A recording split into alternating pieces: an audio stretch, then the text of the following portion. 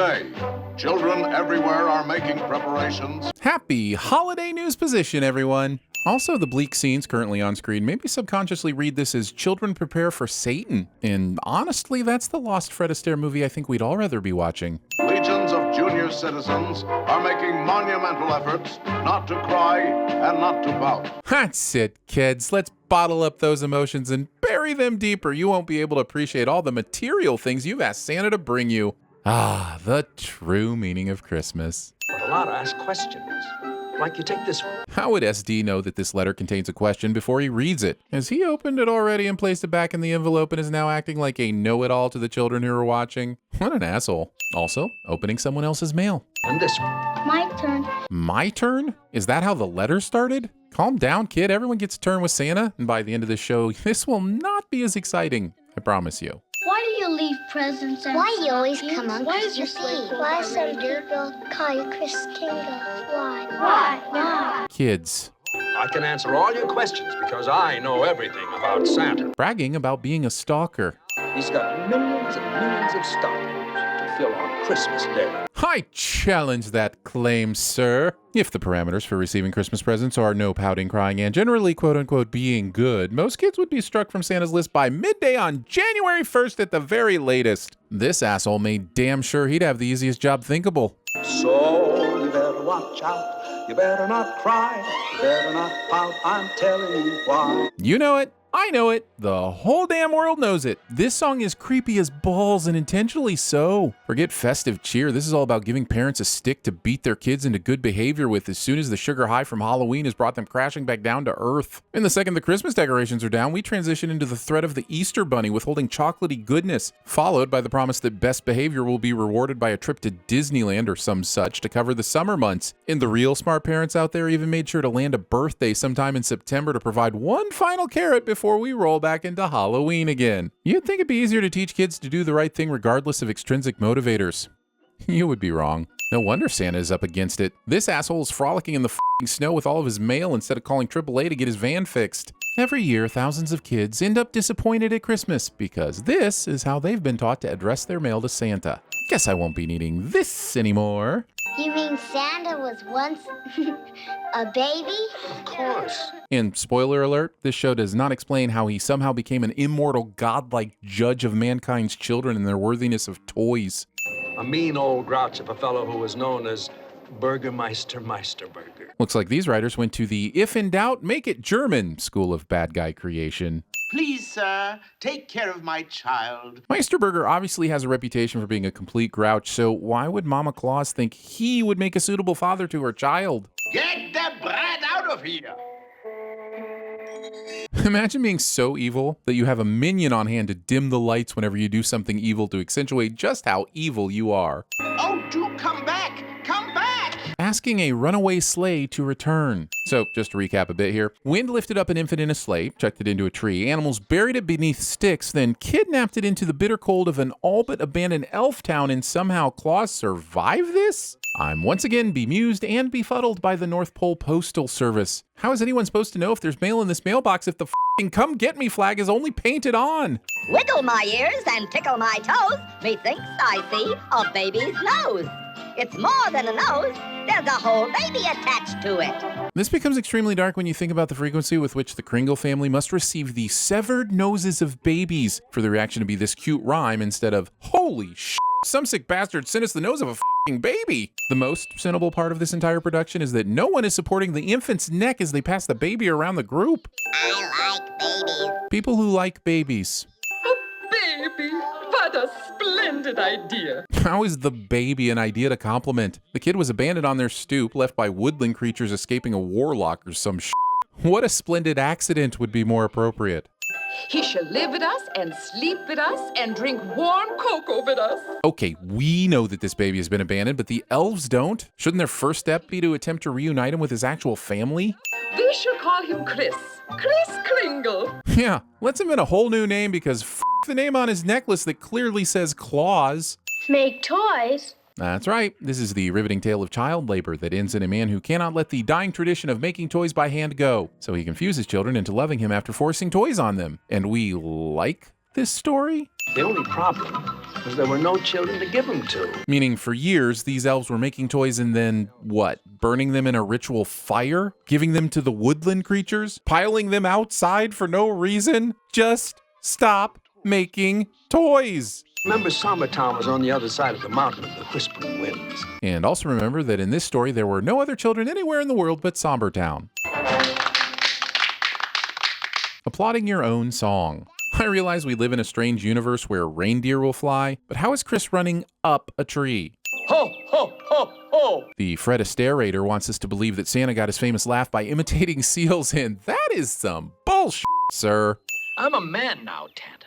I can take those toys across the mountain of the Whispering Winds. But what about being a man makes someone capable of traversing dangerous landscapes for a delivery? How about, I've trained for years as an athlete and apprentice with a world-renowned cartographer. I am now ready to fearlessly navigate. If only one of my dollies could be held tight by a little girl. Or boy. Well, what is a penguin doing here? What sort of question is this? Kris literally learned to ho-ho-ho from a seal, but a penguin is a bridge too far? Also, I'm so glad we're about to spend a full 2 minutes introducing this penguin who will be nothing more than a honking burden for this entire story. I shall get him when he returns. He's got to cross my mountain on the way home. To be clear, Kris heard the warning and turned to walk away, and the warlock gave up. So from here to here is the official dangerous mountain that has prevented anyone from getting down the mountain to deliver children's toys. I see. Not only was this toy not on the steps moments earlier, as we can clearly all see, but none of Burgermeister Meisterburgermen saw this brightly colored toy on the steps of City Hall and removed it before Mr. Grumpy ran into it. I hate toys, and toys hate me. And we hate fakers. You have a broken bone. Lay down. The lyrics say to wash the face of the clown, but instead they acid melt it. The 70s really knew how to f up a kid. Is he about to shit on that book? What is happening here? Anyone found with a toy in his possession? Good news. If you're not a boy, you're in the clear. These terrifying horse gums. Ho, ho, ho, ho. The townspeople didn't know what to make of Kris. Well, of course not. He's apparently barking like a seal. If you sit on my lap today, a kiss, a toy is the price you'll pay. Lyrics that don't age well. I used to be able to do all kinds of tricks. Whee! That'll be just the one trick, then? We'll never find him in there. Because finding a man in a bright red suit lugging a massive sack of toys through the snow is really hard to do. Changing from bad to good's as easy as taking your first step. The Winter Warlock is having an existential crisis about whether or not his heart only has the capacity for evil. And Kris Kringle thinks this song about walking is going to help. And it does. And soon you'll be walking out the door. I love a moment when the lyrics make sense for what is happening on screen, but I can't understand why there is a door here. Not only can you walk around the side easily, but there's nothing on the opposite side of the door that would constitute a reason for the door to exist in the first place. You see, the burgermeister destroyed the ones you brought. You tell those young'uns there'll be plenty of toys. Great, but what's to stop Burgermeister from collecting all the toys up and burning them again? No crying or pouting. All right, why can't kids cry or pout? Sure, it's annoying when their tiny brains think that pouting or crying about an inside-out sock during family dinner is the most important thing, but who f***ing cares? Take a moment and help the kid understand their sock isn't the end of the world. Don't shame them for having emotions and then reward them for holding that shit in for presents. Oh, thank you, Kris. For what? For being so kind. For being kind? This grown man just said he'd be peeping on sleeping children. I guess they figured it made sense to move the source of supply close to the demand. Yes, that makes perfect sense. So why didn't they set themselves up near Sombertown in the first f***ing place? Why did the Kringles choose to put a f***ing Winter Warlock guarded mountain between them and the only children they have access to? Why didn't Gandalf just fly the hobbits to Mordor? And that's how he started going down chimneys. Sure, I can believe a penguin told a man to climb on a roof and descend a chimney to give contraband to a miner, but this does not explain how a grown man fits a sack of toys down the chimney, or why he takes the whole sack in the first place. I will set a trap for that bothersome Kringle. Why wasn't this the plan to start with? Dealing with the presents instead of the person leaving them is as pointless as cleaning up sooty footprints every morning without boarding up the fireplace. Admittedly, that ending is probably a touch dark for this tale's target audience. It was too late. Kris had already left with his toys. And really, children, Kris's arrest was her fault because she chose to walk through the woods rather than send a message by bird, which is why we encourage forgetting about Mrs. Claus altogether every Christmas season. Alas, I've been disenchanted. I have no more powers. But how? Somehow we know that Seals gave Santa his ho-ho-ho, but we aren't given a single line of explanation as to how Discount Dumbledore here lost his powers. Is it because he got a heart? See, this is why we remain heartless bastards, people. Oh, I tell you, things didn't look good. It would look even worse if they'd arrested all of the people aiding the criminal Kris Kringle, rather than leave someone free who can continue the plot line. Wait, is Kringle going down chimneys head first? That, or he must be turning around mid-descent to be able to crawl out head first like this. TV movie has time for this acid-induced Snow White ripoff fever dream of a musical number. Well, Jessica realized the first thing she had to do was set Kris and the others free.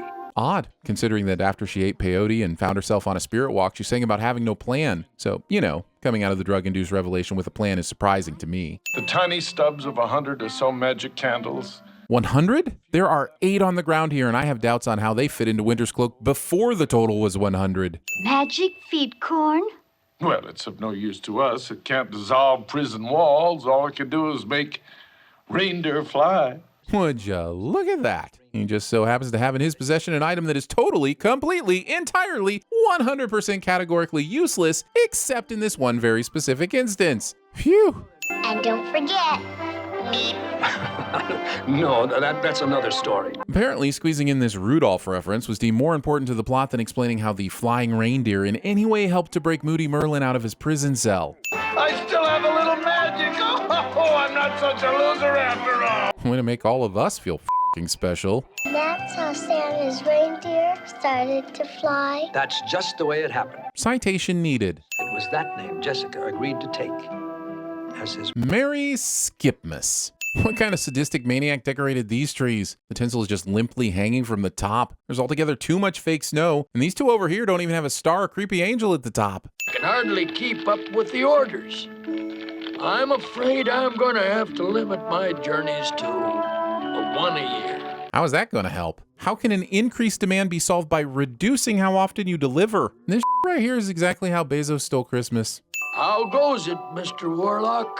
Winter, please. Claus has an encyclopedic knowledge of every child's name and address throughout the entire world. But after decades of friendship, the bearded bastard still can't get Winter's name right. Christmas is a bother. The noise, the crowds. I really wish it were outlawed. Did you find yourself getting caught up in the heartwarming tale of Mr. and Mrs. Santa Claus falling in love and bringing joy to children everywhere? Don't worry, because the movie decides to use its closing minutes to bring us crashing back to reality, to remind us of the true meaning of Christmas: grumpy businessmen and manic consumerism. Because Santa can still look into his magic snowball and see just what you're up to. Good. That creepy f***er can see me do this. And this. And this. Santa Claus is coming to town. Roll commercials.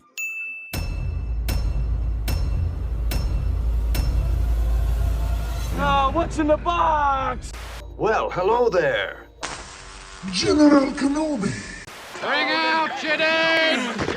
Bring out your dead! Give me all your toys! By order of the Peaky Blinders. Keep running! Keep running!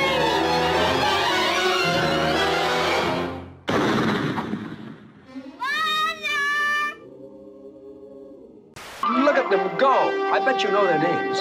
Dasher, Dancer, Prancer, Vixen, Comet, Cupid, Donnerblitz. Dasher, Dancer, Prancer, Vixen, Comet, Cupid, Donnerblitz. I'm having a good time. Bye. Commander, tear this ship apart until you found those plans and bring me the passengers. I want them alive. This is all some kind of whacked-out conspiracy. We're going to the wide-open spaces of Antarctica. You're just a little creepy creep. This is a forest of no return.